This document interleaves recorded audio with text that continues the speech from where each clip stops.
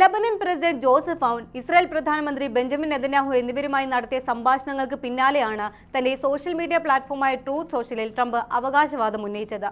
കഴിഞ്ഞ മാസങ്ങളായി ഇസ്രായേലും ലെബനനിലെ ഹിസ്ബുള്ളയും തമ്മിൽ തീവ്രമായ ആക്രമണമായിരുന്നു നടന്നത്. ലെബനനിൽ മാത്രം 2000-ലധികം പേർ കൊല്ലപ്പെടുകയും ആയിരക്കണക്കിന് പേർക്ക് പരിക്കേൽക്കുകയും ചെയ്തിരുന്നു. പിന്നാലെ ട്രംപ് ഇടപെട്ട് ചർച്ചകൾക്ക് വഴിയൊരുക്കുകയായിരുന്നു എന്നാണ് റിപ്പോർട്ടുകൾ. US സ്റ്റേറ്റ് സെക്രട്ടറി മാർക്കോ റൂബിയോയുടെ സാന്നിധ്യത്തിലായിരുന്നു ചർച്ചകൾ നടന്നത്. ഇതിന് പിന്നാലെയാണ് ട്രൂത്ത് സോഷ്യലിൽ ഞാൻ ഇതിനകം 9 യുദ്ധങ്ങൾ പരിഹരിച്ചു കഴിഞ്ഞു, ഇതെന്റെ 10ാമത്തെ യുദ്ധമാണ് എന്ന് ട്രംപ് കുറിച്ചത്. ഇരുപക്ഷവും തമ്മിലുള്ള സമാധാന പ്രക്രിയയുടെ ആദ്യ ചുവടുവെപ്പായാണ് ട്രംപ് ഇതിനെ വിശേഷിപ്പിച്ചത്. മുൻപും പല യുദ്ധങ്ങളും താൻ ഇടപെട്ട് അവസാനിപ്പിച്ചുവെന്ന ക്രെഡിറ്റ് ട്രംപ് സ്വയം ഏറ്റെടുത്തിട്ടുണ്ട്. 2 വർഷത്തോളം നീണ്ടുനിന്ന ഗസയിലെ യുദ്ധത്തിൽ വെടിനിർത്തൽ കരാർ കൊണ്ടുവരാൻ സഹായിച്ചത് താനാണെന്ന് ട്രംപ് അവകാശപ്പെട്ടിട്ടുണ്ട്. കശ്മീർ മേഖലയിലെ സംഘർഷത്തിന് പിന്നാലെ 2025 മെയ് മാസത്തിൽ ഇന്ത്യയും പാകിസ്ഥാനും തമ്മിൽ സമാധാന കരാർ ഉണ്ടായത് അമേരിക്കയുടെ മധ്യസ്ഥതയിലാണെന്ന് ട്രംപ് പലകുറി അവകാശപ്പെട്ടെങ്കിലും ഇന്ത്യ ഇത് തള്ളിക്കളയുകയായിരുന്നു.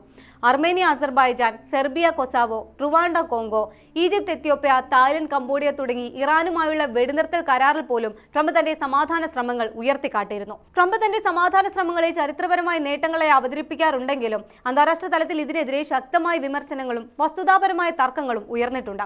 ട്രംപ് അവസാനിപ്പിച്ചു എന്ന് പറയുന്ന പല യുദ്ധങ്ങളും യഥാർത്ഥത്തിൽ സജീവമായ യുദ്ധങ്ങളായിരുന്നില്ല എന്ന് BBC ചൂണ്ടിക്കാട്ടുന്നു.